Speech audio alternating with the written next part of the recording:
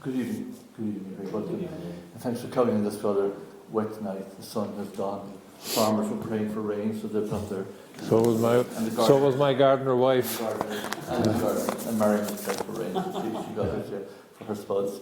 Last week, you remember, we had Anne Fitzgerald, who was speaking with us, the movement Home for Good on the question of homelessness and the need to introduce a referendum on the topic.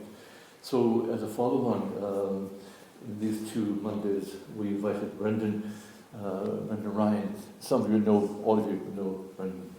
The introduction, Brendan has been an advocate for justice issues, in particular for the homeless, through his work with Corkland for a number of years, a background in engineering, and was at one point a member of the Shamrock in Dublin.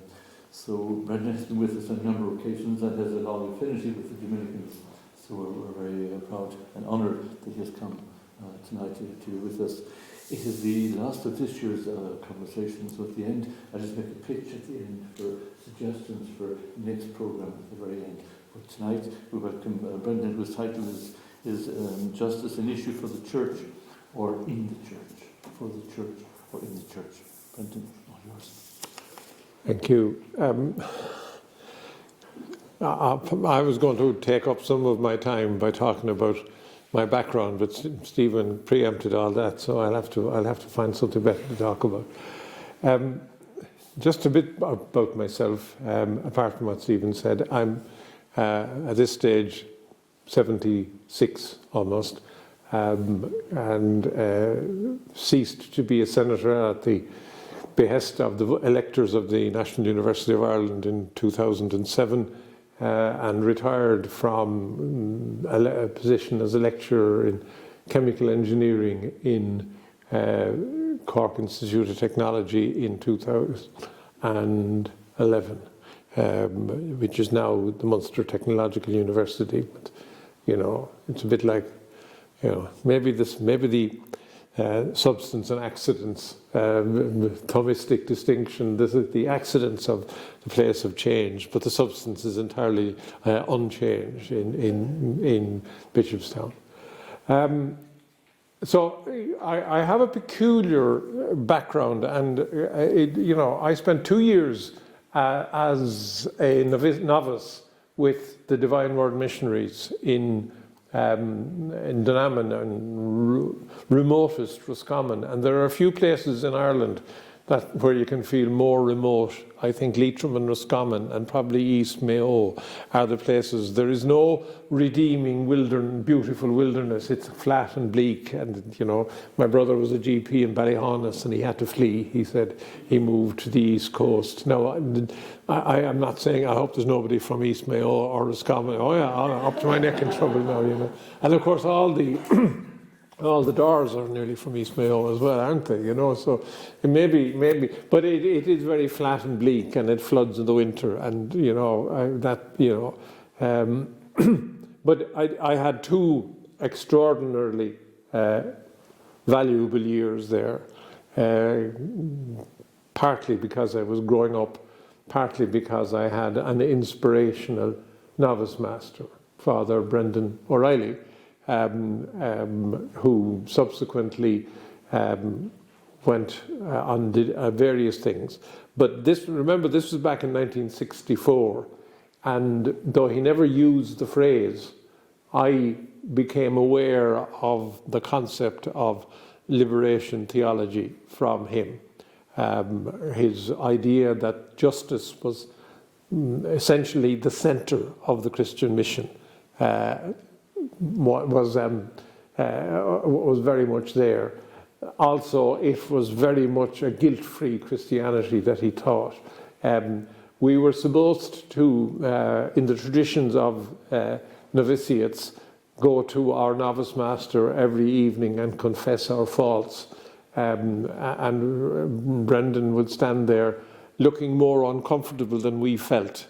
Because he didn't, but he was expected to do it by the rules of the time. And I, in a giddy moment, coming out of the washing up area where we've been washing the dishes, was carrying 12 plates, looked back to joke with somebody, even though we were supposed to be observing Holy Silence, fell and smashed 12 plates. So I had to go up and confess my wrongdoing to Brendan, who proceeded to collapse in a fit of giggling, you know. And that was his style. I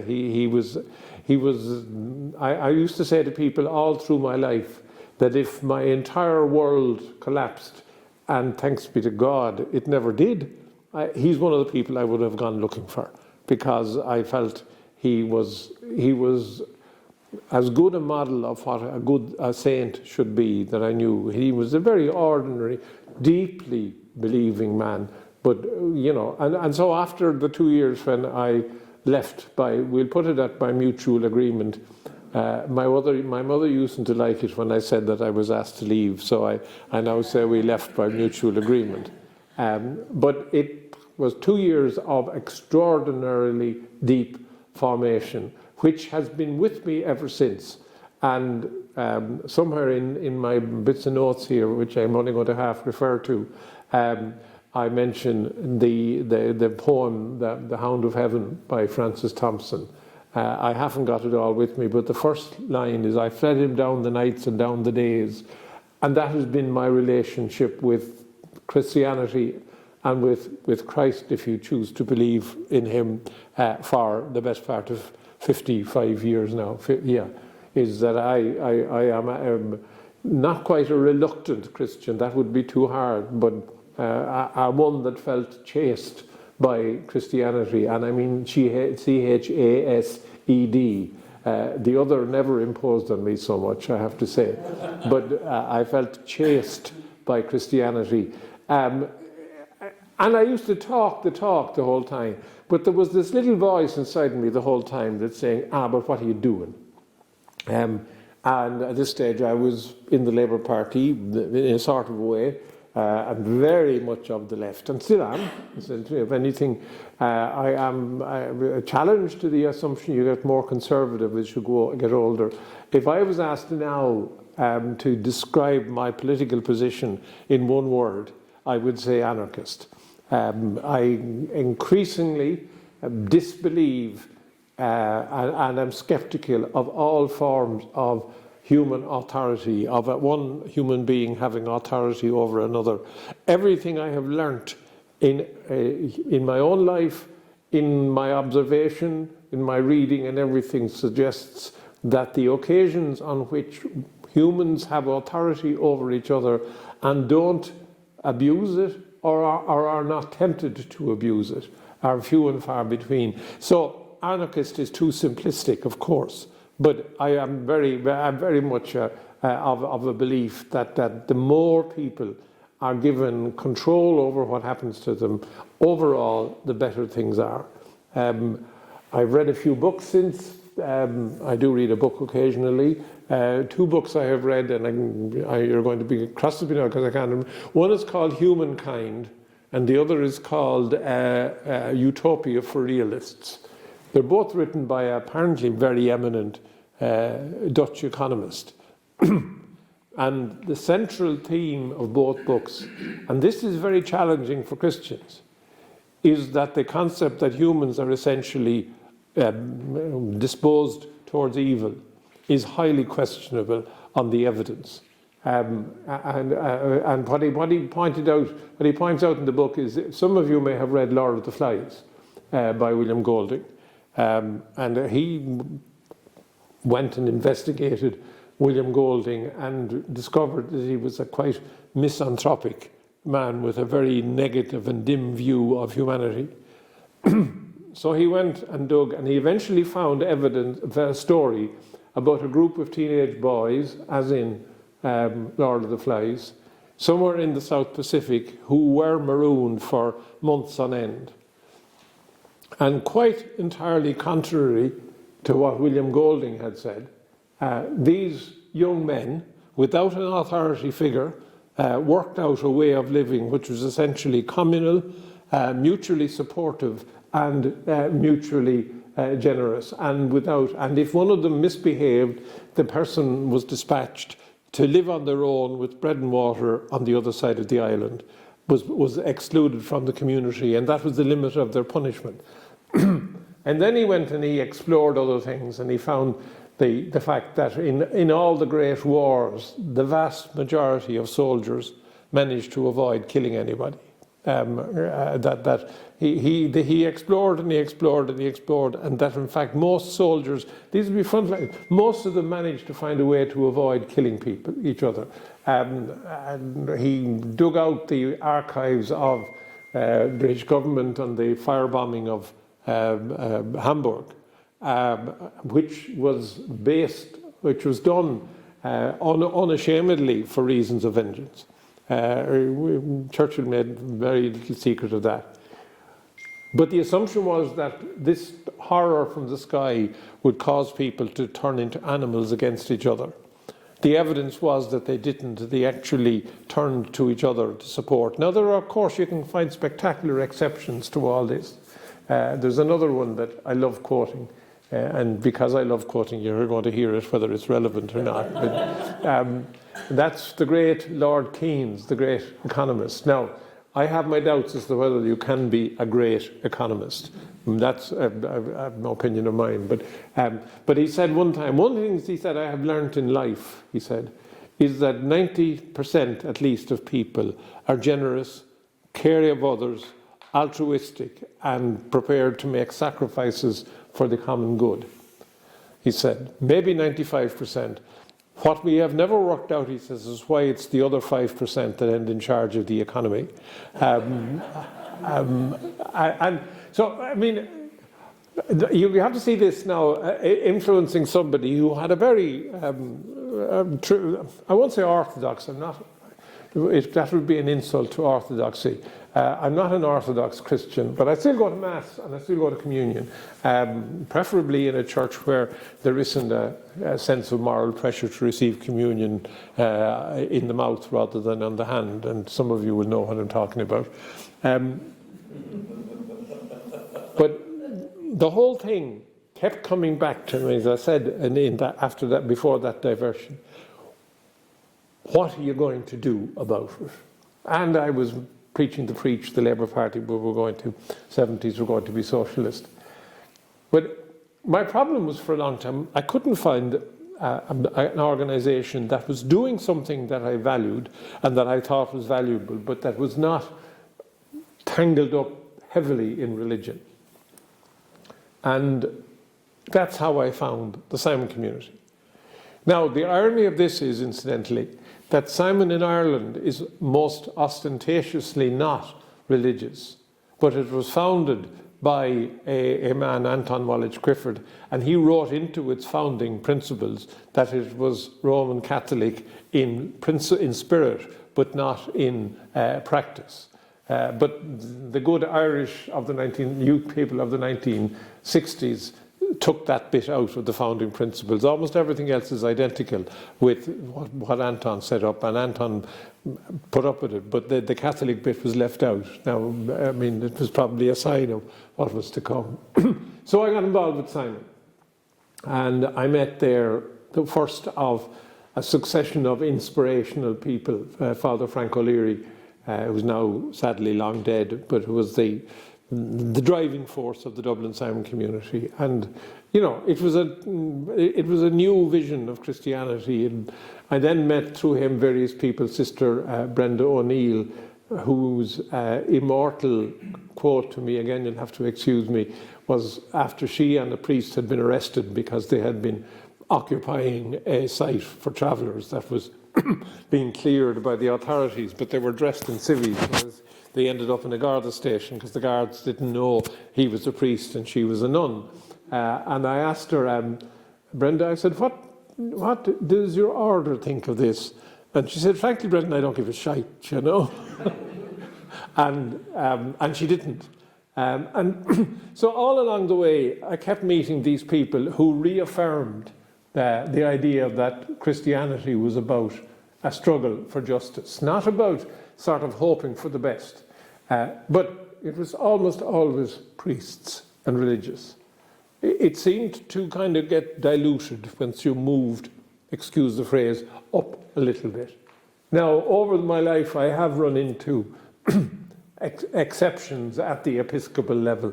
One being the former bishop, the late bishop here, Michael Murphy, who I thought was a positively inspirational figure and knew, to coin a phrase that most people don't like, knew which side he was on. And people knew which side he was on. I remember waiting at the bridge when his funeral hearse arrived from COH, and most of the people from the north side came as far as the river, but waited there. It kind of almost instinctively symbolic.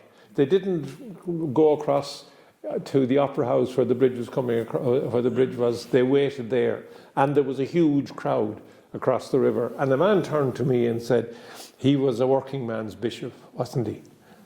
And that was Michael Murphy. Two others, one of whom is still a friend of mine, Bishop Willie Walsh, late of Killaloe, and in the hope that it won't broadcast too widely, Willie told me that he had 2 encounters with the congregations of bishops during his period as bishop, neither of them to tell him he was doing a great job. Let me put it like that, you know. And the other thing about Willie is that he if he reached 75 on a particular date, his resignation was accepted the following day. I remember that. And John Kirby from Clonfert, another one I knew, but maybe there are others as well. I also remember, you remember the organisation that was a predecessor to the Association of Catholic Priests. What was the previous organisation called? Yeah, I was the last guest speaker at that organisation's gathering. They dissolved after that. I do not accept any cause and effect relationship here, incidentally, but I was the last speaker at it. But the fascinating thing for me then was that this was a very, probably more so than the present Association of Catholic Priests, from what I read, a very respectful organisation. But they had a slot on the Tuesday, and this was on the Tuesday morning session, and they had met from the Saturday on for a spokesman for the bishops. And at that stage, they still didn't know if a bishop was going to turn up. And that seemed to me to be kind of eloquent testimony to a peculiar relationship. Anyway, the point of all this is that Christian principles and concerns about justice have always been the reason I'm in the Labour Party is essentially because I'm a Christian, and there are others like that, incidentally, in the Labour Party. And the reason I've been involved in Simon, it's too simple to say it's because I'm a Christian, but somewhere in the background, infusing into me all the time, are these things. And it comes back to Francis Thompson. I fled him down the nights and down the days, you know. It was always there, and my conscience would always prick me. And for the penance of the Cork Sami community, I have been on the board nominally for 50 years now.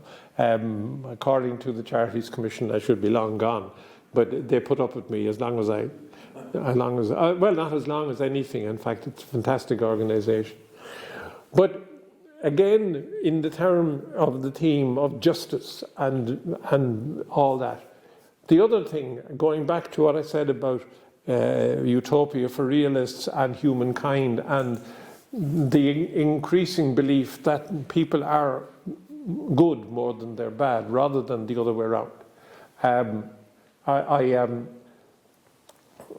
I began, for instance, to have some reluctance, and I still do now, to say the Confiteor at Mass. Whatever ordinary people do, they do not sin and grievously sin on the scale that the Confiteor at Mass suggests. And particularly if you leave out one area of life, they hardly sin at all, and they do a lot of good. I mean, the heroic lives of ordinary people is something that the Church and Christianity only talk about in kind of almost platitudinous terms. But the vast majority of ordinary people have a family member they're supporting almost heroically, have children that they're supporting, perhaps heroically. They're doing a lot and to go to church every Sunday and begin by saying, I'm a sinner, I'm a sinner, I'm a great sinner. It's not the Christianity that I have come to believe in at all. It's not. Christianity is a challenge, of course it is. But it's not a challenge because you're a sin. It's a challenge because, to paraphrase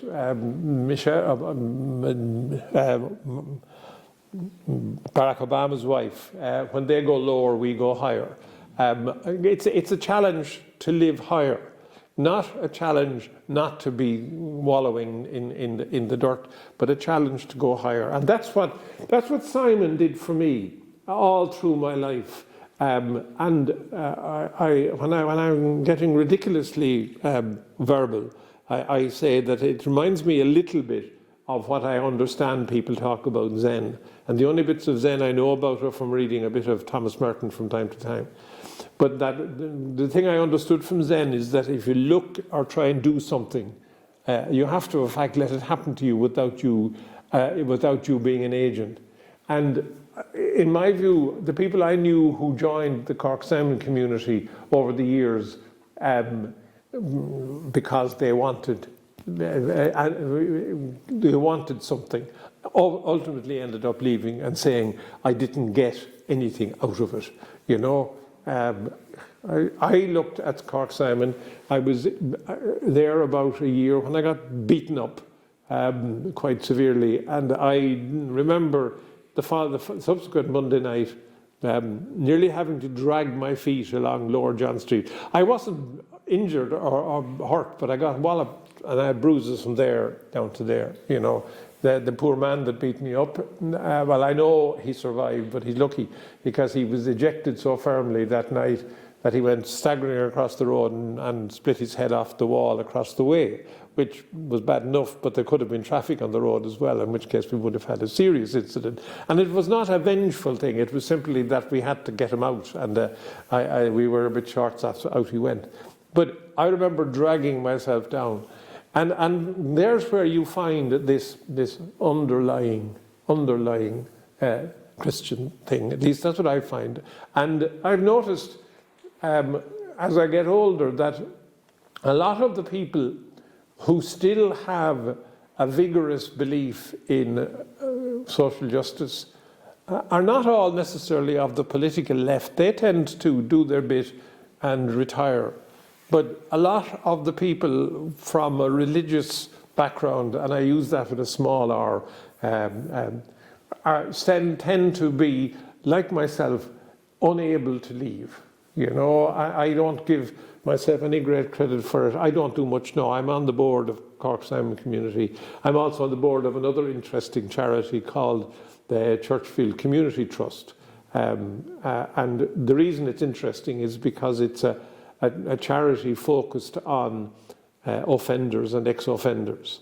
And thanks be to God, as undeserving a cause as you could get if you were to go to a nice, respectable Fine Gael meeting and say, who are the deserving poor?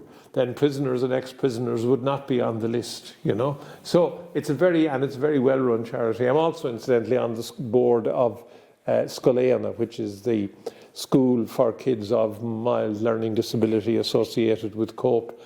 So I'm still trying to do a bit, you know, and still trying to do it. So I can't give up. You see, that's it. I can't give up. Now, whether if I gave up I would be any happier, I have no doubt. In fact, I'm fairly certain I wouldn't. So to say I can't give up is to imply that there is some mysterious force driving me on. I have just now been formed in a way, which means I remember, and maybe it's just this, Bob Cashman used to be president of the Vincent de Paul, and a wonderful man. There would never have been a Simon community without him. He found the first premises that the Dublin Simon community had through his senior civil servant status, which means, I believe, the then Taoiseach, Sean Lamass, is that far back, had a hand in it, etc. But Bob Cashman, at his first time I ever heard him speak, he says, there are two kinds of people in the world. He says, those who can mind their own business and those who can't. He says, and unfortunately, he says, I'm in the second group and I can't get out of it, and I feel a bit the same, So there was this whole thing, and so, I mean, and Simon has come on so well, and it is run by such wonderful people now. I have no never. But an insight dawned, and this again is a bit of a challenge, bearing the fallen humanity image, We used to have a process, and most charities dealing with the homeless had this process, where you took them in off the street. You brought them into a fairly crude night shelter. You helped them to wash them, clean them up, fed them, and then when they got through that, you moved them to better quality accommodation, and then they went up to another tier. And then ultimately, when they were deemed to be, I won't use the word sacrilegiously, redeemed, you tried to find housing for them. And we discovered, I think we knew all along, but we discovered over the last 10 years that was all wrong, completely wrong. And so now what is used is, what is in operation is a policy called Housing First. Now the government uses it too, but I don't think they mean the same thing by it, because when you hear what Housing First means that you house the person first who is in the greatest need of housing. So to a degree, if you had somebody living in a reasonably stable residential community, you'd leave them there and you'd pick the man and woman up out of the gutter and provide them with somewhere to live. It's entirely counterintuitive, but in 85% of cases studied all over the world, 85% of people picked like that because they were seen to have the greatest need, manage once they have the dignity of somewhere they can say is their own, essentially have their own front door. And that's a complete reversal. And if you heard the woman, Kelly is her name, Kelly Brennan, who is the head of housing services in Cork Simon, talk about it, and she would challenge you the whole time. She'll give you 5 people. Who would you pick first? Johnny, who's been staying in the night shelter for 6 months and hasn't had a drop. Mary, who's been staying in our residential community for 9 months and hasn't had a drop. Or, Paddy, who's down on the gutter and has been there for a week. And Johnny, who's in the gutter and has been drinking wine for the last 6 months and is filthy dirty, etc. Who would you house first? And the philosophy now is the last guy would be housed first. And that's what Housing First means. What the government means is that housing comes before night shelters, because but that's not what Housing First means, though some people will put it like that. But again, that's a kind of a challenge because the other way, the redemptive route, is kind of the way, first of all you confess, or almost, and then you do penance, and then you reform yourself, etc., etc., etc. None of which, incidentally, is bad for you. I'm not saying, I'm not decrying any of that. But it's just, so Housing First challenged the sort of Christian faith I always had, or does. And so does this confession thing, because, so this is where I have this problem with Christianity and justice. I mean, there are wonderful phrases and wonderful documents and wonderful language. I mean, I've read a good bit of Pope Francis stuff. I started a subscription to the tablet recently, and a huge amount of stuff in it is inspiring and uplifting, and there's no doubt about it. But on the other hand, there are things about what we have discovered about. And then, as the time went by and I became more educated about the history of the institutional church, and here I will try to restrain myself a little bit, but the bits I've read about the early church, for instance, the first 300 or 400 years, it was a church of the poor, and even rich people who decided they wanted to become Christians essentially became poor. And it was also overwhelmingly a pacifist church. None of the Christians believed in joining armies. Now, why I'm subject to correction, but this is out of what I would have regarded as reasonably authoritative books, And then along came Constantine. And some of you may have ever had the joy of ever going to night lectures by Eamon O'Carrigan, who used to be professor of Middle English and who is a fascinating man, right, talking about Rome or Venice, and who's also a very articulate and very disgruntled lay Roman Catholic as well. But he says Dante describes Constantine's decision to make Christianity the state religion. He calls it the great disaster. Well, since then, I think, well, I won't say it hasn't all been downhill. Of course, it hasn't. But and that brings me to what was meant to be, when I had this in a different order, my basic theme, which is that the one great sin that I don't think we as Christians, and particularly the institutional church, have ever addressed is power. And if you think about it, so much of what we regard as wrongdoing is about the abuse of power. Everything to do with sexual abuse is about power.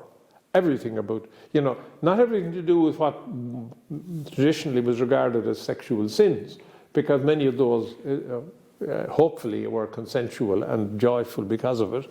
But most of the forms of abuse, whether it be a husband with a wife, or occasionally a wife with a husband, whether it's adults with children or whatever, it ultimately goes back to power. And until that is acknowledged, and I think there was a report somewhere that Cardinal, I love his name, Cardinal Marx in Germany, said that the report about abuse among German priests raised systemic issues. And I think the systemic issue is the self-delusion to be charitable, which has led most of those who lead the church I'm a member of to persuade themselves that they are providing service, and to absolutely categorically say they don't have power and they don't seek power. In fact, the experience of politics is that those who pretend they're not seeking power are the ones you really want to watch, because they're the ones who are probably maneuvering. I only want to serve the people is about as fatuous a comment as you can. You remember the famous American more honest than most guy who was asked what was his reaction having lost his seat, and he said, well, the people have spoken. And then he switched off the mic and said, the bastards. The real issue, and this is where the kind of the second half of this little address, and how long am I? The real issue is how do we deal with power? And I mean, the classic power play in the church is the role of women from the beginning. Some of you may, because you're better read than me, may have read a book or heard of a book called Jesus, a historic approximation by a wonderful scripture scholar called Jose Antonio Pagola. I better warn you, it's currently selling for €53, so it may not be on your budget, but I suspect you get it from a library. But what he attempts to do in the book is to go back, dig down through the Gospels as we've got them, which are, of course, Gospel stories written post-resurrection and maybe 100 years after Christ left us, and dig down as using the best of scriptural scholarship, both from Christian and other sources, and try to reconstruct what was this man really like. What was he at before all the insights of later Christianity were. And I'm not saying anything made up, but it's portrayed, as you probably know, in a way. And the things he was clear about were, A, that Christ was very much saw himself as speaking to the poor, the marginalised and the lost. There are enough people with far more qualifications than me in the room, but I can't recall him ever saying anything condemnatory about the wrongdoing of anybody poor in the entire Gospels. All those that were mentioned with criticism or condemnation were powerful or rich or both, and maybe the two things are the same. The one sinful woman that came his way is one of the most wonderful stories in the Gospels, and one that I think a lot of institutional Catholicism has kind of faded and diluted. It's a very hard one. And the extraordinary thing is, and this is my limited scripture scholarship, the fact that the Christian community retained that story, even though, suggests a view of women back at the very beginning, which was quite enlightened.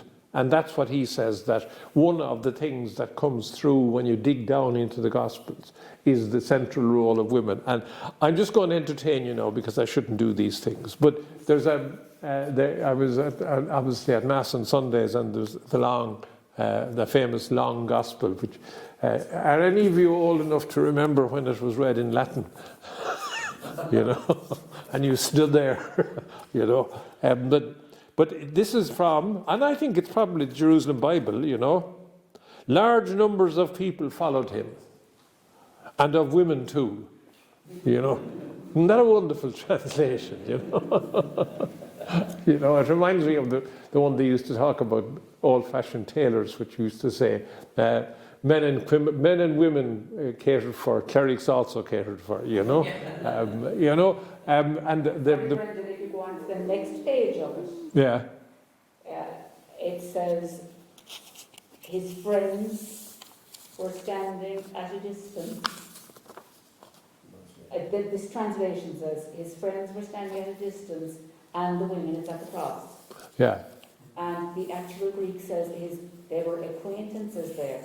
Yeah. Friends implies that was the disciples and the apostles. Right. It's actually acquaintances, and it was the women. Yeah. Who were there. Oh, yeah. And it was the women. Again, another. Yeah, and it was the women who first discovered that he had the resurrection as well. Which I mean, this is why I don't want to go. I don't want to use, because the whole role of women is a good one to talk about how and I mean, all of the external forces in society sought to control women, and sadly, the church conformed and sought to control women. But the other one, of course, of power and control, is the famous tests of a just war that St. Augustine put together. I have my doubts about the concept, but I could never understand one thing about it, because I heard all about the tests for a just war. But I could never work out who was supposed to decide on these things. And it was late on in my adult life before I discovered that it was lawful authority was supposed to decide, not you and your conscience. It was lawful authority. And that immediately resumes the whole thing of a power structure.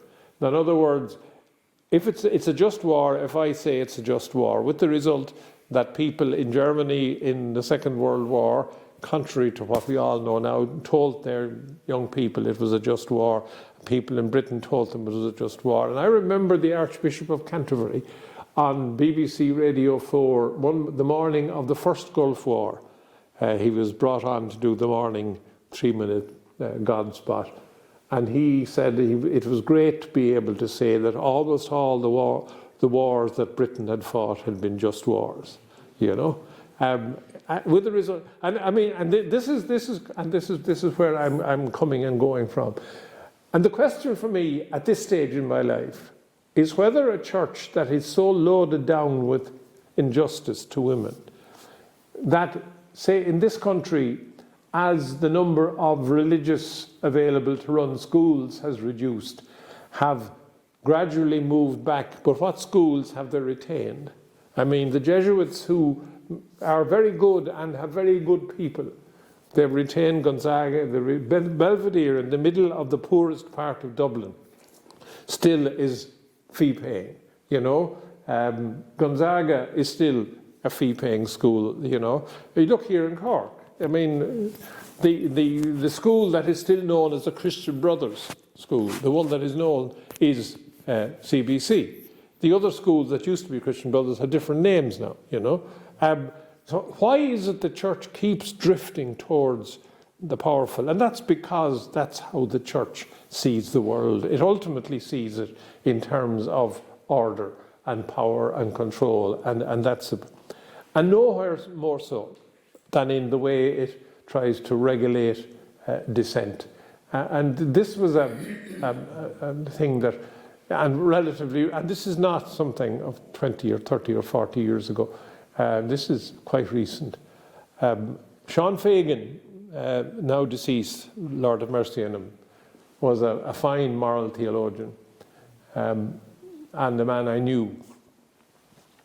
And he was treated so badly that there was a book written about him that some of you may or may not have read, What Happened to Sean Fagan by Angela Hanley, who, as I recall, was for a long time a prominent lay Roman Catholic, but I think left. And this is the book that well, I call them the Inquisition. They're officially the Congregation for the Doctrine of the Faith. But after the way they treated Sean Fagan, I think the Inquisition is a fair. They actually visited or contacted Sean Fagan, objected to this book, and told them that if he let anybody know that they were objecting to this book, they would withdraw his right to say Mass. And at this stage, he was almost bedridden and blind. So obviously, being able to say Mass was very precious to him, you know. And this book, you know, his religious order went around the bookshops of Ireland and bought up every single copy of it. And there is somebody, you apparently might know where they are, but apparently they're stored somewhere. They haven't been quite burnt. But, I mean, the spectacle of our church in this day dispatching people, and that was bad enough, but the bishops were asked about this, and they said, oh, it's nothing to do with us, it's his order, you know. We wouldn't be involved in things like that. But then, courtesy of an American, probably right-wing Catholic website, I came across a letter on conscience, written about the question of conscience, written by the Irish hierarchy, which was published. The only place I ever read it was in the English version of Osservatore Romano. It may well be on the Catholic website, a website somewhere. And in the pastoral letter, they specifically mentioned Sean Fagan as an example of error, you know. So what do I do with a church which on the one hand says, you know, oh, we had nothing to do with that, we wouldn't do anything like that. But at the other hand is fingering him in a way that is unmistakable.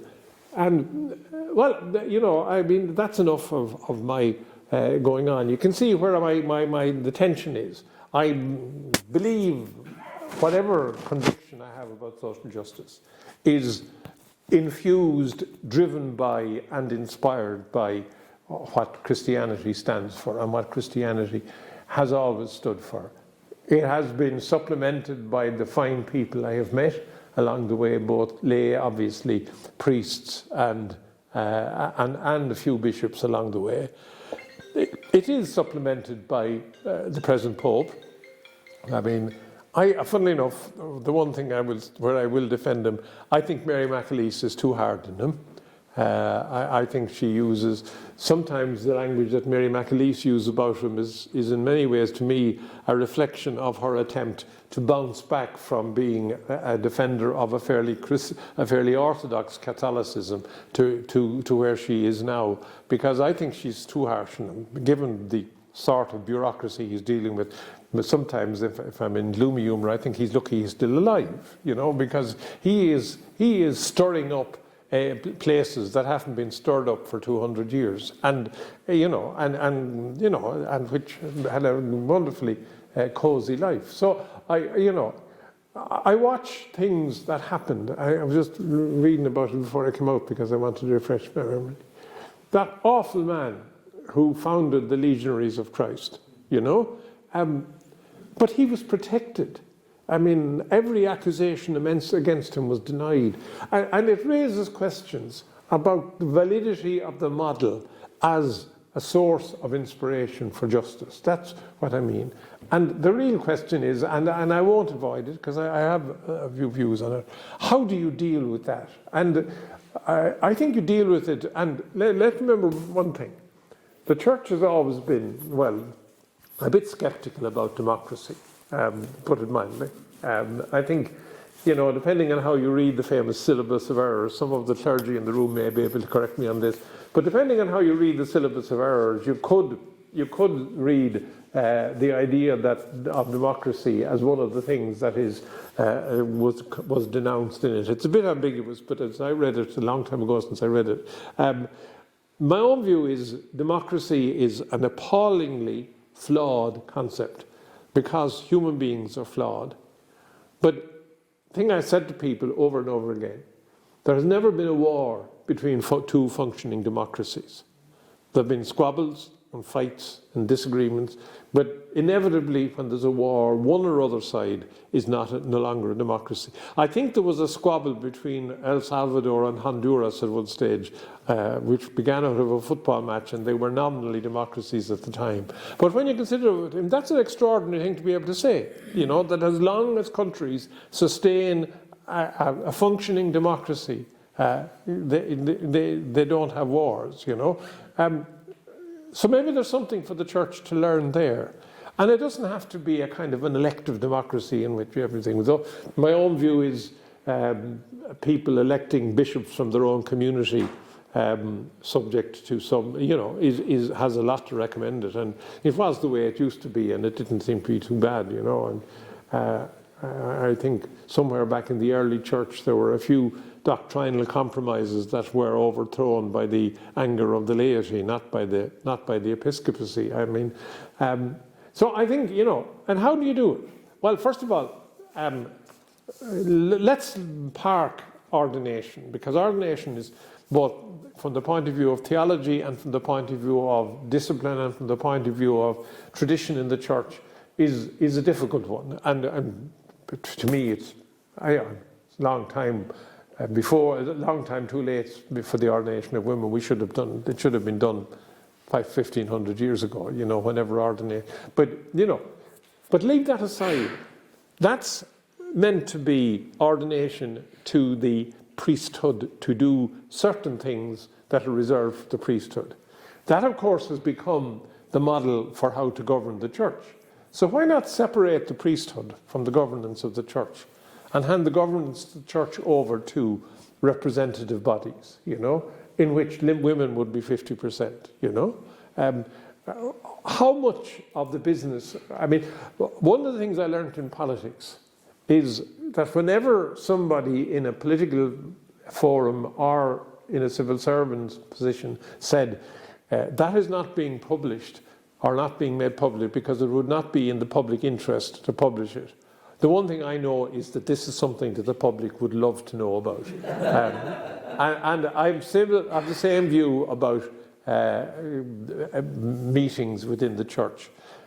What needs to be private and what needs to be secret? There is this belief, and it is so offensively patronizing, that if the laity saw that bishops had different views on things, that this would scandalize the laity. I've seen this about things like the Eucharist being shared. And poor Father Iggy O'Donovan was almost roasted alive for having a shared Eucharist. Now, I know the theology may well be this and may well be that, but the reason given for not allowing it was because it would offend the laity. I really, my evidence all through my life is that lay people grabbed on to the ecumenical movement with huge enthusiasm. I saw my late mother, who was anything but a radical Catholic. But ecumenism was one of the things that made total sense to her. We lived in a town with a very substantial non-Catholic community. There were there were 3 Protestant churches. Now, assuming this is Anglicanism is a bit ambivalent about whether it's a Protestant church or not, and it probably depends on which Anglican you meet, whether it's a Protestant church. But all 3 churches, all 3 had Sunday services, so there was a decent community. So there was a huge, once ecumenism became approved of, there was a huge, and that was something that, in my view, the laity took to and that's my evidence over and over again. The laity take to these things. I'm still offended by the fact that there was a British and Irish Council of Churches set up, and the English and Welsh and Scottish Catholic churches affiliated, but we didn't. And again, the reason was given that it confused the laity. It goes back to the stuff about contraception. I'm not going to go there at all. But the idea that the reason couples don't observe the laws of the church is because they don't understand the richness of the church's teaching. They'd be better off to say, look, they're sinners. Let them go to confession, like a colleague of yours said here about something similar years ago. But all the time you have this thing that the laity, and you're now at a stage where in many churches, and this is in many churches, if you took the mean education level of the congregation, in many churches in Ireland now, particularly with the decline in church going in working class communities, the chances are the average layperson in the pews is better educated than the person who is telling them that you wouldn't possibly be able to understand these things, that's a fact. They're better informed, better read, everything, you could easily envisage, I used to say, and did literally 40 years ago, say that we should stop having homilies at Mass for about 1, 2, 3, 4, 5 years, and use the time to have a little get-together at the end of Mass in which the celebrant and assistants listened to the couples in the church with the children swinging out of each arm that they're trying to get to come to Mass on Sundays, and and say what's good and what's bad. And I think there's so much, and there is the real pain for me is that I can see it, I can feel it, and I know it. There is still a dynamism in Roman Catholicism. And the hurtful thing for me is that I see the value of Christianity. I see the value of Christian values. I think I still believe in God. I think the classic position of religious faith in the 21st century is of a kind of a challenging doubt. Because of, to a degree, not the failures of the church, but but if anything is at the centre of modern science, it's uncertainty. That's what quantum mechanics essentially says, and that's what lots of other things. And the closer you go to the fundamentals of material existence, the more the uncertainty grows. We really don't know. The question I love asking atheists and people like that is, what is energy? No. And I'll tell you what energy does. Well, what is energy? And the truth is, nobody knows. Nobody knows. It's there. Matter is only energy organized. But energy is there. And yet, somewhere back 16 billion years ago, out of we don't know what, energy suddenly appeared and grew into what is now the universe, But it wasn't there, or what was there beforehand, And some of the attempts by scientists, and I'm not being skeptical, I'm simply saying, to explain this and to explain other things, are so different from the realities we know that you begin to see a feeling that religious faith, I don't mean orthodox, but religious faith and some of the speculations of serious astrophysicists and cosmologists are, this is the little bit I know now, maybe there's somebody here who knows a lot more, and by all means shut me up. They overlap to a degree. I'm as nearly as impatient with the one-dimensional atheism that I read from time to time as I am with the one-dimensional Christianity that some people present to us. So I mean, the real solution. I remember I was involved in the campaign for marriage equality, which is no surprise given my son is gay, and that does add an extra dimension to my kind of resistance to the church, because I know what was said and what was practiced, etc. But I remember that referendum. And there were a lot of young people involved in it, and as I said, it was a bit of a shock to realise that not only were they half my age, but many of them were a third of my age, you know. But they didn't see, and I would have thought it would have been hopeful if they had, I mean, like some of my age group would say, I'd love to believe, but I can't. They had moved beyond that. What they saw the Catholic Church as perhaps the biggest institutional enemy to them leading a full life. And really, we really have to wonder. I mean, these are good people. I mean, these are not evildoers. These are good people with good intentions, with good motivations, doing good things in parts of their lives. And when they see our church as an enemy, you know, as somebody there attempting to take away what they see as their freedoms. Now, I can accept all of the reservations people have. I think young people are great. I spent 40 years teaching them, and for the one or two that I didn't get on with, I found 98 who were fantastic, you know. Different from me, probably drank even more than I did when I was a student, because I wasn't inclined to drink, with a view of it, with an attitude to human sexuality completely different from what I would have had in my early days in college, and not always that wholesome or self-affirming either, but nevertheless, but good and generous and thoughtful and respectful in the best sense of the word, not deferential, respectful. So there is a whole body of young people out there who are good and generous, and something is stopping us reaching them. And I think it's the thing I started off with, the utter inability to walk away from power. The utter inability to say, look, we're not here to control anything.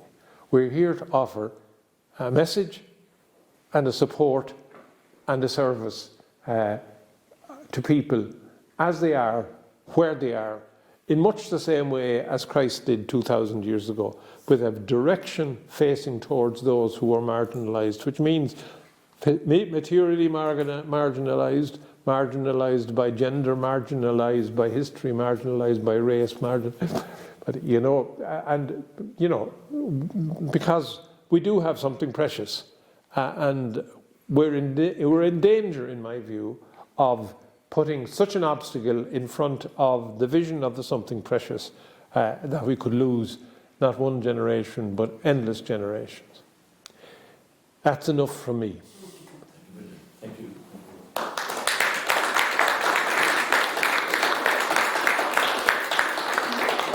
Oh, I'm sorry, I went on a long time. We'll give Brendan a breather for a few moments so you can just buzz together. So thank you. So I'm conscious someone driven from Waterford and are driving back to Waterford tonight just to hear Senator Ryan speak. There you are. I wasn't a senator for a long time. Okay. Okay, thank you. So I'm conscious some of you have come all the way from Waterford City and are returning to Waterford tonight, so I don't want to delay you too long. So we throw the floor those when it comes to each other or to Brendan, more conversation rather than Q&A. Okay? So the floor is yours.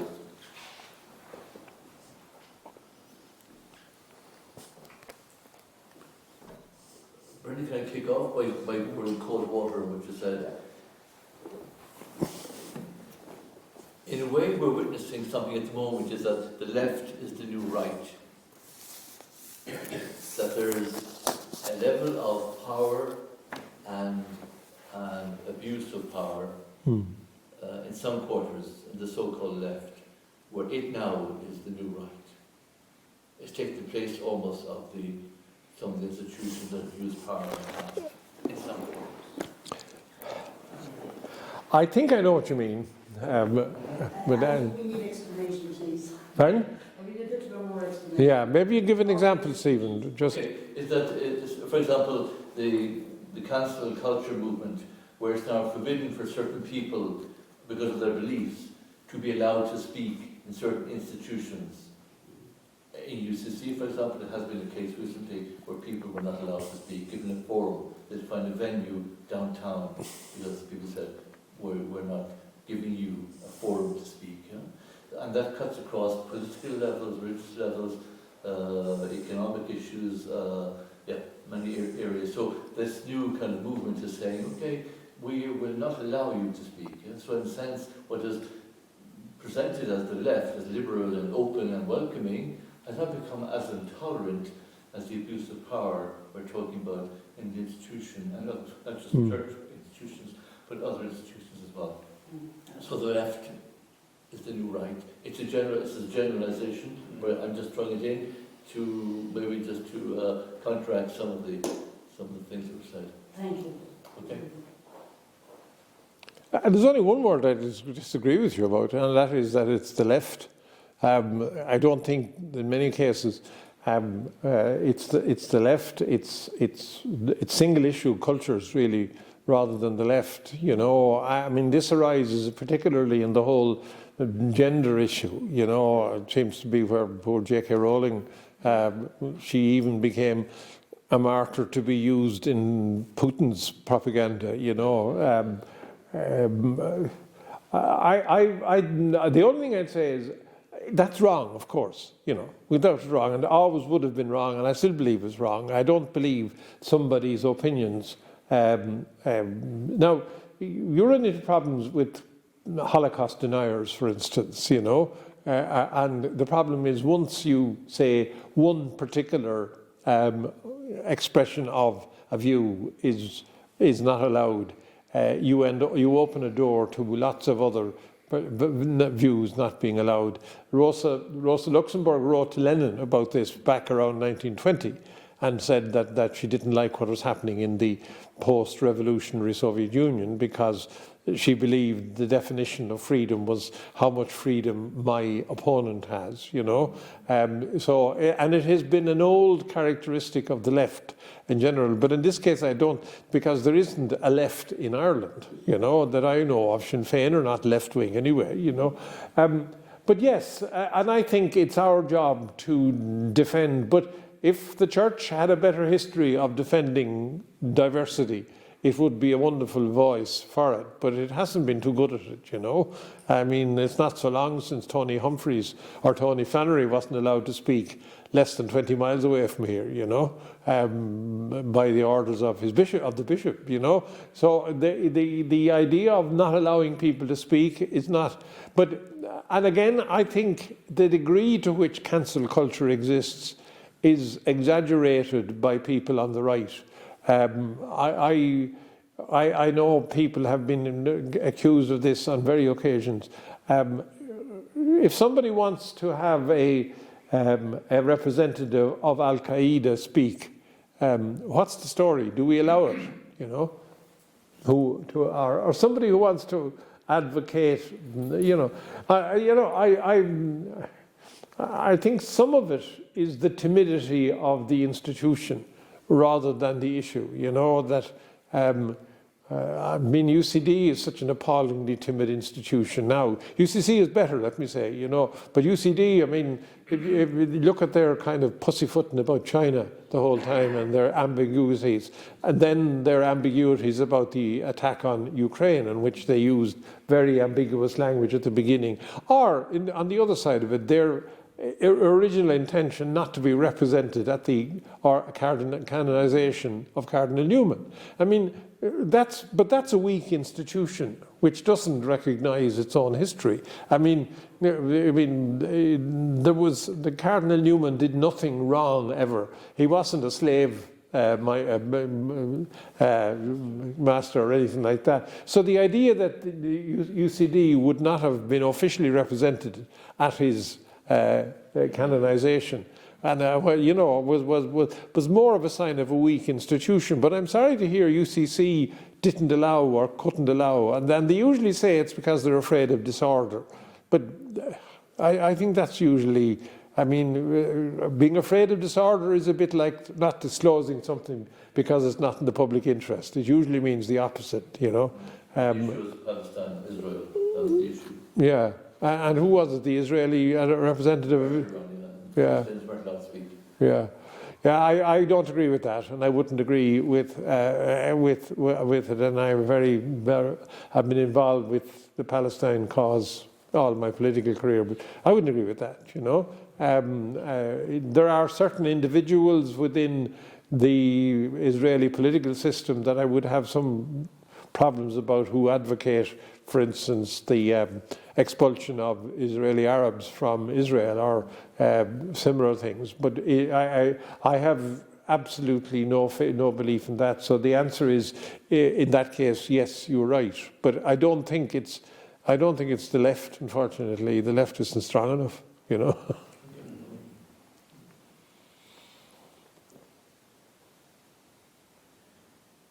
An interesting irony, Brendan, when you were mentioning the failure of the Irish Catholic Church to join the Council of Churches, and there is now the interchurch meeting.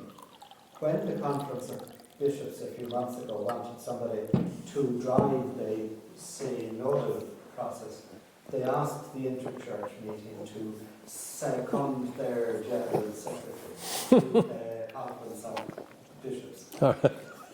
Nicola Brady, which is a nice. Oh yeah, it is really, but it's these things. I mean, if one had real faith, these things should sail over you, but they don't. You know, that stuff about the Council of Churches fascinated me. You know, I mean, it didn't fascinate me. I always remember a man I had huge regard for, Cardinal O'Fee. And I had great regard for him, far more than a lot of trendies in Dublin had, you know, because they often misrepresented things he said. He famously talked about bigotry and talked about the difference between Protestant bigotry and and he was right. There is very little in the Irish nationalist movement which is per se against people because they're Protestants. But there's a huge lot in the Irish nationalist movement which is against people because of their politics and is equally bigoted and is equally intolerant. And on the other hand, there is a strand in the non-Catholic tradition, which is, I mean, the late and wonderful. Some of you may have heard of Senator John Robb. You know, if I was to be asked to list people who I thought should be classified as potentially saints, he'd be one of them, because he was such a good man in every sense, in his professional life, family life, and his. But I remember one time making a joke about Ian Paisley, and he called me up. He hauled me up on the spot, in the middle of a lunch or something. He said, "Brendan, he's not a joke." He said, he's a sectarian bigot, and it's the only time I have ever heard John Robb say a bad word, what would be classified as a bad word about, you know, I mean, but, I mean, on the other hand, yeah, I don't know. Yeah. Stephen has a point, and I don't know the full answer to it, really. Joe. Yeah, Joe, Brendan, thank you very much. I feel that the difficulty we face, like in what Stephen raised there, is that we hitch our wagons to a kind of a rational position on something, whether it be right or left or whatever it may be. And the ultimate thing in the gospel tells us that you hitch your wagons to people, you know. And in a way, we can't avoid either, but we've tended to get hooked and hitched our wagons to ideological positions, and people get kind of sidelined. It's yeah. The short-taking thing is an example. Yeah. Oh, where a church is powerfully kind of eloquent about human rights. But that's a position in theology. But when John Fagan comes into the picture, he's ground under your heel almost, I think somewhere we're probably aiming at a kind of nirvana when we're looking for an ideal situation. We're not going to get it. No. But I think that the much more fundamental than ideology or theology or whatever is people. How you can't teach your argument to people because they put it all over the place. Yeah, well, so yeah. But you have to. That has to be the prime.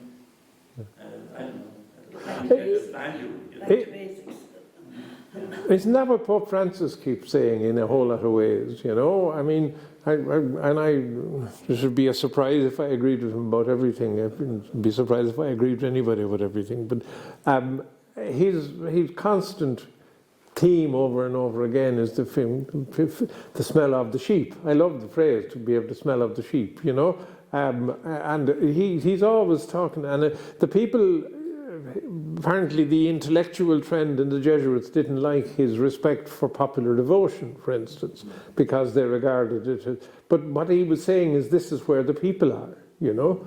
Or the fact that, I mean, it never happened here, to be fair, the idea that a woman whose child was born outside wedlock couldn't get the baby baptized, apparently, you know, that was apparently not uncommon in Argentina.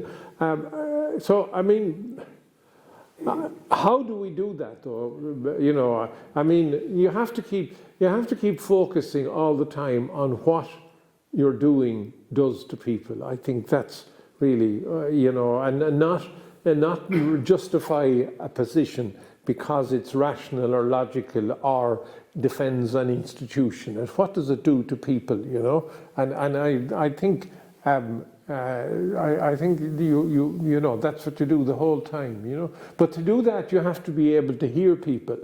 And if you build institutions that end up as little kind of silos, in which you put 30 men into a room and they talk about what's good for women, you know, which goes on in our church the whole time, you know. I mean, where you still don't trust women to run a religious order, that ultimately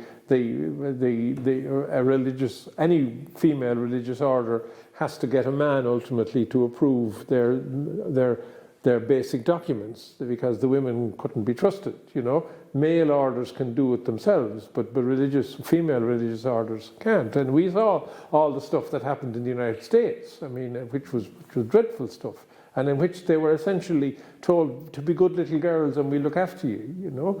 But I mean, the issue is to listen to people, and if you do, then what you want is the inevitable consequence of it, I think, if you do listen. But listening is not a question of just sitting there and passively listening. It's a question of listening. I remember in one library in CIT, one of the really innovative things they did is they had a suggestion box. But every couple of weeks they'd put a list of all the suggestions they'd got and the action they had taken, you know, saying, we did this, we can't do this because, we did this because, and that was real listening, you know, because they were responding to every single thing and saying, look, we can't do that because security, we did this because you're right, etc. And that's what we need to do, you know. Sorry, I'm talking too much. My apologies. I was very reassured that you said 95% of us are good in our bit. Seems to be the evidence. I think you're right, and I think that we've seen the response to lots of crises in Ireland, and the money raised, say, for the Ukraine thing and previously for other causes. And I think there is a great goodness in people, and even, you know, I think you see it, as you say, in armies and in other sides of life where you would expect maybe more viciousness, and therefore it's very disappointing when you hear what's going on in Ukraine by the Russian soldiers, but that's, you know, we leave that from there. But I must say I was often very struck years ago when Bishop Eamon Casey, of course, was put on an airplane to America. Yeah. All the scandal of being a father to a child, and also, you know, writing the funds to pay, to look after the woman in Hmm. America. And I remember they interviewing some of the actual people around the cathedral in Galway, and they said, why didn't he stay and tell us himself? Hmm. And I think, Hmm. should we'd have got on with it, we'd have figured it out. Oh, yeah. Oh, And yeah. I think that was the goodness in the Hmm. people. They didn't see the problem Hmm. of this was, we can't, and I mean, as it turned out, that whole issue with, in Katie, just opened a can of worms, and someone at the time did say that all of this, lots of things came out of that. Hmm. But I think that the beautiful thing was that there was a goodness in the people Hmm. who said, he should have stayed around.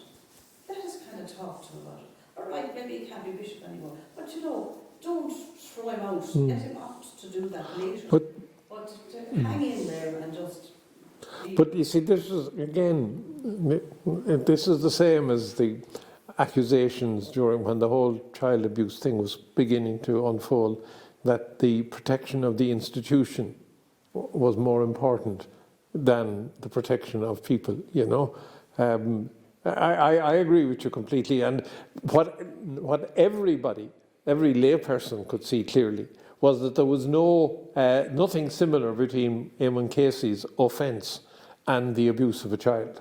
None, whatever, you know. It was a completely different, not saying justified people are supposed to keep the promises they make, but there was no fundamental similarity, and to call them both forms of sexual abuse. Anyway, I don't like the term sexual abuse because it's actually abuse. The situation for Eamon Casey was kind of a straightforward one. Yeah.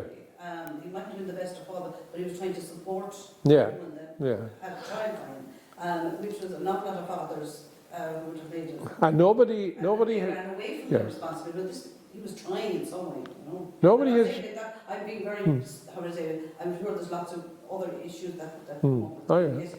But what I'm saying to you is that, you know, at least he was acting. Yeah, he was a very human man in lots of ways, you know, with a very thin skin, as I discovered when I said something rude about him once, you know. He noticed and it took a long time to get over it, you know. There was a row about a centre for the homeless in Galway, and Eamon was trying to, as he did at the time, he was controlling everything. I mean, there was Galway Social Services, and he was in charge of everything. And I said in a public forum that it was time we had a bit of trochra in Galway, you know, and he got very cross, you know, he was really upset. But he was a good man. He was a good man, and he gave fantastic leadership when Ronald Reagan came to visit, when the entire Irish political and media establishment were lining up to stop people, to tell people you can't protest. And he did this wonderful thing. There was an interview, to put it gently, not Brian Farrell's best moment, when he interviewed Reagan and sat there and said essentially yes sir to whatever Reagan wanted to say. And Eamon the following day issued a press release saying 12 factual errors in President Reagan's interview, you know. And they couldn't, you see, back then you couldn't not publish a statement by a bishop, you know, and it rallied the troops. I remember feeling it myself, that people were feeling they were being battered down, you know. So, but yeah, you're right. I mean, people. I mean, again, even on the child abuse thing, bishops still don't understand that what really angered people was not the abuse of the children, which was bad, but what really angered people was the belief that people knew this was happening and protected the perpetrators. That's really what angered lay people. They were, I mean, my elderly aunt in Tipperary, I always remember, she was a dedicated churchgoer, but her opinion of the priests she had in her local parish would sometimes, in polite language, but it'd take paper off the wall, you know. I mean, it really would, you know. And one of them, I remember asking her, he was staying with her one time, I was in a religious phase, I said, what time is Mass tomorrow morning? She says, 5 minutes after your man passes up the road, you know. And it could be any time from 10:30 to 11:30. And then he decided the parochial house was too big and too old, so he asked to raise funds to and they did, and built him a new house. And then he promptly sold the old parish house, big parochial house, to his brother for a bargain basement price, you know. But my aunt wasn't a bit surprised, you know. So the fallibility of the clergy was never something that came as a great shock to the Irish people, you know. It was the institutional protection of the fallible clergy, I think, I may be wrong, that caused the greatest scandal, you know. But I agree with you. If Eamon Casey should never have had to leave Ireland. Maybe he should have had to resign for reasons, but he should never have had to leave Ireland. He was kept out of Ireland for a long, long time, you know. Sorry. I wanted to go back to what you were saying about Simon community and their courageous change of vision. Yes. To housing first. To think that the person who deserved most home was the person who was at the lowest.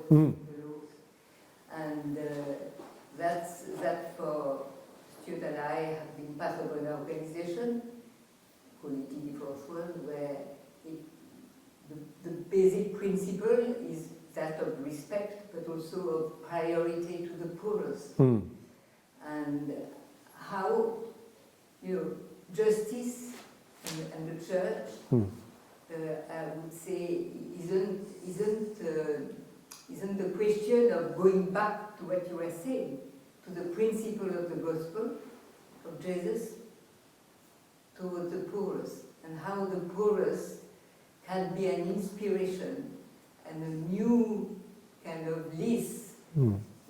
If only they have a place in the church, or also in our society. That's why I was. It's your path with Simon community. I would have liked to ask you how the people you met in Simon community. We have known a few in Dublin, few people living in Simon community. How for you, have they been an inspiration? Oh, absolutely. Yeah. Absolutely. I don't have any, now at this stage, any involvement on the service, so I don't know any of but the people I knew in Simon over the years, most of them are dead at this stage, sadly. But I remember Eileen and Mick, just to give their names, they're both dead now, lived on and off the streets and their extraordinary resilience, first of all, kept me going. Their extraordinary sense of honour. I would give them €50 sometime around the beginning of December as a Christmas present. Never ever, drunk or sober, would they ever ask me for any more, for instance, because Brendan had given us our present. They remember things about me that I don't remember doing. They remembered things when I won my first election. We had a party in Simon to celebrate, and as they say, drink was being taken. But some of the more officious members of Simon were saying that the alcohol was only for staff and other people. And apparently I insisted that everybody should share in the party. And I'd forgotten all about this. Eileen and Mick reminded me regularly that I had been the one who insisted on it. So, I mean, I would have no doubt. And the other thing is, my children met them with me. And it had, I think, a huge impact on the way my children see vulnerable and homeless and poor people. Not because they're eloquent about it, but because a barrier is gone, and they began to hear stories about them and things they did and good things they did, and then you'd see the good side of Ireland. Eileen died sadly from cancer of the throat, but she was in the hospice in Marymount, and she was almost off the street, but she got the same quality of care as people from affluent backgrounds because we had a health service that essentially, once you got inside it, didn't distinguish between rich people and poor people. And that's a huge thing. Now, there's so much wrong with our health service, but once you're inside the public health service, you get excellent care, which does not distinguish. And I remember watching Eileen in a room on her own as she died with her family around her, you know, thinking this is not the worst country to be poor and sick in, you know, because there was a sense that she was important, and she got the full service of a hospice with all the music and the supports and everything. I you know, the little things I have picked up from people in Simon, but resilience is the biggest thing. Their absolutely extraordinary ability to rebound and stay human and not be completely destroyed by it is the biggest thing. Yeah. Steve, can I just add something to what you're saying? Because as Isabel, it was you working before, we've been fortunate to ask ourselves some of the questions that you're asking on your route towards Simon. But we were inspired by a priest who had Joseph Brzezinski's name, who started a small movement in Shantytown, but who was determined that the organisation wouldn't be Catholic, wouldn't be Christian, because he thought that everybody had or could play a role in fighting poverty. And he was a priest, he loved his church, but he was always challenging it. And I brought with me something that he said in Senegal just before he died, in fact, about, you know, how in his view the very poorest people wish to engage with not just the official church representatives, but people of the church, Christians. It's very short, but it's very powerful, and if I may, I'll just read it to you. So this was in an interview in Senegal just 2 months before he died. He said, "Learning to listen to the poor requires great humility. They have so much to tell us, much more than we imagine. In the first place, they need to speak to us about God. The God of the poor is not the intellectual God of the learned or our theologians. He's not the God as understood by liberation theology that you were talking about, or other beliefs. The God of the poor is the simple God they meet each morning when they awake. He's the God of whom they ask, 'Father, what does today hold for us? Will we have bread for our kids? Will the children come home from school in tears? Will my man find work?' The God of the poor is a friend, truly a friend. And the poor has so much to teach us about God, about justice. Those who have always been treated unjustly and rejected can tell us so much about the access or denial of access to rights, about power and powerlessness, and about hatred and love. In every aspect of our lives, it's not that they have lessons to teach us, but rather they have things to share with us. Things that will help us discover what peace is and how to experience it, what justice is and how to apply it, and what love is and how to live it. And his constant quest really within the church was to bring the church or church people together with people who he was ministering to, yeah. But who he felt were not listened to, or not understood, or not thought of as being intelligent or caring, or and they were not just waiting for us to come along and help them. And when I joined, I was much younger, and I thought I'd come to help the poor. Great. Help the poor. And he said, no, you haven't come to help the poor unless you really know what they expect of you, what they're waiting for from you and from other people who've been fortunate in life. So he said, if you're willing, if you think you're here to help the poor? Hmm. No, are you here to help the poor? Or are you here, have you joined us because you want to liberate them? Yeah. And, you know, that remains a question. Yeah. Really. Oh yeah. I remember a man speaking at a Simon conference. Well, it's over 40 years because I wasn't married at the time, so it's 45 years ago, at a conference. And he was very challenging. And he said, all of you here, he said, are working full-time or part-time with Simon. Ask yourself this question: who would suffer most if Simon closed down? You or the people you're caring for?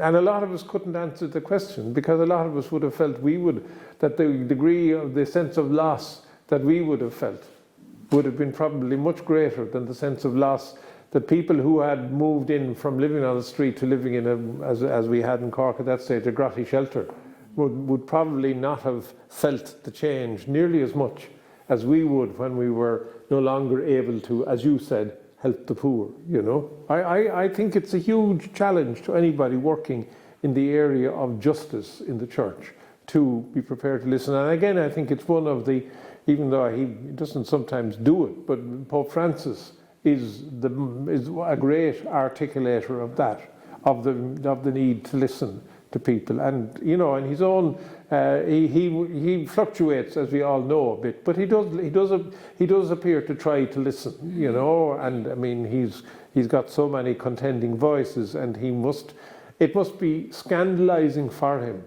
as a deeply committed Christian to discover the degree of self-serving that he has found in all sorts of areas, and the degree of some of the stuff that's written about him by at least one American cardinal and his allies is quite defamatory. And I mean, in a civil society, some of those people would have been sued. So I mean, yeah, but you're right. I mean, who suffers most when something like that closes down? If you've been, I mean, even if you're not doing it for the satisfaction, it's very hard. And if these are real temptations, as distinct from the ones we spent our lives trying to run away from, you know, but the temptation to indulge yourself with the belief that you're doing your bit, you know, and that you're really doing it altruistically, when in fact you are actually, you know, not seeking to get something out of it. And I know I look back on my time in Simon, and without a doubt, I don't care if whatever I achieved or didn't achieve, the amount that I have benefited from it is far greater in terms of what it has done for me than anything that I did for anybody else. And that wasn't intentional. I didn't go looking for it, but that's the consequence of it, you know.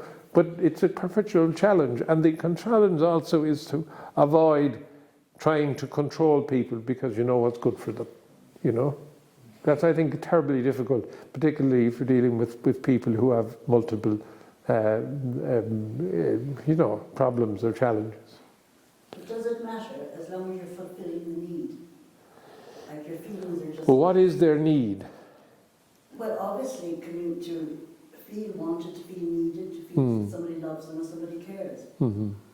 And I think that's a big thing, because I'm just thinking back to my own life when I went to London as a young girl. My parents didn't have much to offer me back home, but I felt they were there for me. And it was the feeling that they were there, not that they had anything to give me, they didn't. But it was the feeling that I could throw the fare to the back, that they were there. It was somebody who cared. And that, I think that's what matters. It's just being for someone. Yeah, but I can't remember your name, but it's winning the trust to the degree that people believe you do care, that you're not just there. And it's a long time ago now. My experience in Simon is that they had an acute sense of what your motives were. At least the lads and women that I knew in John Street when I was involved, they had an acute sense of, and they in 10 sentences they could have you suddenly realizing just how what you were there for, and it wasn't what you might have liked to pretend you were there for, you know.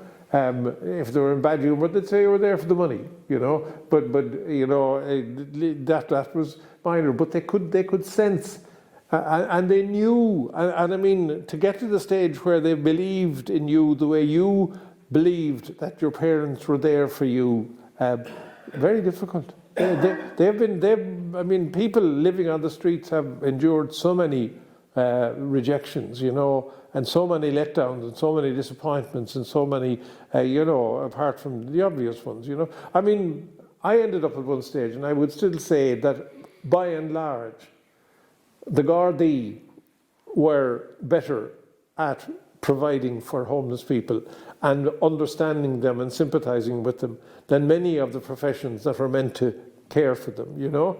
I mean, I saw paddy wagons bringing fellas home, you know, drunk and aggressive, you know, and the guards dealing with it all in extraordinarily good humour, you know, in a way that if they did it in a hospital, and I mean, I can understand the hospital position. We did it in a hospital waiting room or in a social worker's office or anything like that, they'd be kicked out and the guards would be called, you know. But the guards were the ones who seemed to be willing to put up with it, you know, and tolerate it. Now, sometimes they ended up in cells, and sometimes there were occasional guards who didn't behave very well. But overall, my experience over the years would have been that the Gardaí had a better instinctive sense of that these people, rough, possibly even, I mean, there was one guy who had crutches, and if he got with a crutch, he could really flatten you, you know, but the guards knew how to duck. We knew what to do was to get him in, sitting down, and then move the crutches away, and then he couldn't move, and you were okay. But the critical time was getting out of the van, getting in the door on John Street and getting him sitting down. And in that time, if he was in bad humour, and he was real sad, he was a traveller, beautiful, big, handsome man who had had polio as a kid and was physically handicapped, and was acutely aware of the fact that he couldn't be a traveller the way he wanted to be, with horses and everything. And if he was in bad humour and had been drinking, he'd swipe with the crutch, you know, and you know that's a 5 metre radius, you know. But the guards knew him. And would indulge him in the way that a lot of other professions wouldn't. Now, I'm not even complaining about the other professions as much as praising the Gardaí. And they would have been very good overall. There were exceptions, but they would have been very good. But winning that trust is with people. I think there's another problem in Ireland, which is that in a country that is relatively affluent financially, a lot of the people who are most marginalised are people with whom the traditional church would have issues. Gay men, for instance, or people like that, you know. A number of the people I knew in Simon had fallen through all the cracks because they were gay, you know. Or indeed people who had been guilty of sex offences. I mean, you know, maybe sex offenders have to be kept separate in prison because even the rest of the prisoners don't like them, you know. I mean, does nobody reach out to them? I mean, that's a real, and that's what I mean, in a country where there is huge economic inequality, not Ireland. Ireland is relatively good. A lot of the most marginalised are people that will have a difficulty with the church, per se, and will remember having a difficulty with the church. And many of them may well have been the victims of some abuse in an institution or somewhere, you know. So it's difficult. We keep telling people they're sinners. We'll always have problems in society. Because when they feel bad and they're told they're bad, what's the point of getting up? Nobody's going to lift you out. And they need to be told they're loved and brought back to a loving God who shares his own spirit. And that's not talked about enough as far as I'm concerned with the church. Well, that's because perhaps a lot of people who preach don't believe that. That's very sad. Yeah, but I think there is a question of faith involved here as well, you know. Do you believe that, you know? Or do you think the faith is something you click on to the control, you know? Sorry, Stephen, you're... No? I just want to say thank you, President. It's been an extraordinary evening, and I was just thinking, what's this now all about for me? But I think it was a wonderful start to Holy Week. Well, thank you. That's my reaction to it. Thank you. I wish my wife was here to hear that. She has a slightly different view. As Brendan was speaking tonight, I was thinking of Francis' first visit to Latin America as Pope. He was silenced. He spoke in I think it was in Bolivia, and he gave a very powerful speech about Church's teaching on justice and the poor. And the response of the leaders of the Christian communities was, thank you very, very much. But you must remember the Church's official documents on justice, nowhere in a single page or sentence, is the voice of the poor heard. You will write for us, you tell us what you think is just, but our voices are not there. The following day, Francis was speaking at another venue, and he apologised and also said, the speech I have here, I'm not delivering it now. Today I will listen. I'll listen today. I'm citing that because in the sense that my own interaction and with the whole justice area, I'm thinking people like Dorothy Day and other movements, that there's a whole other voice of the church from the bottom up. The Fourth World Movement, which they both spoke, Isabel and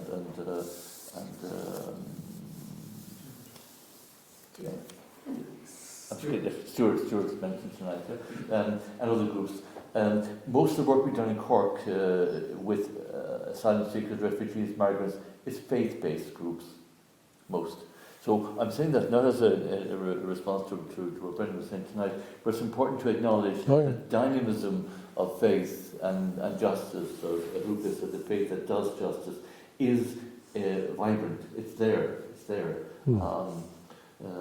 Alongside the battle with power and clericalism and all the things that you mentioned.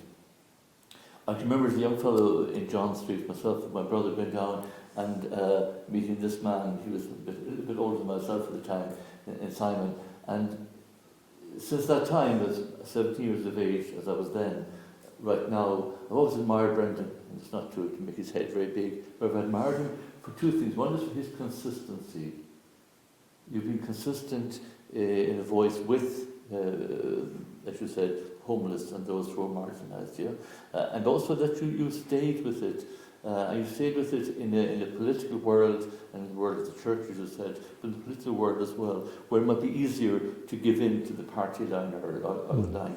You've been consistent and dare say somewhat prophetic in that. So it's pretty fitting that we close this 8th year of the conversations with your conversation tonight, Brendan. So thank you most sincerely for what you've done and who you are. Thank you. Thank you very much. Thank you.